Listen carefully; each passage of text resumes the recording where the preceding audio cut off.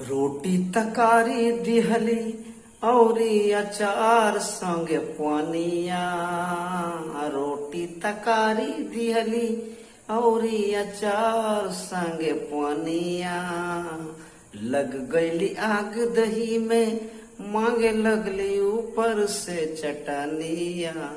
ए दादा घर में रहे नार सुधनिया।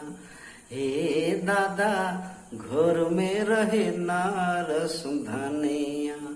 धैलस बझोटा उठैलस बसोटा पूरन कैली जे मांगल बलमुआ मारे लागल।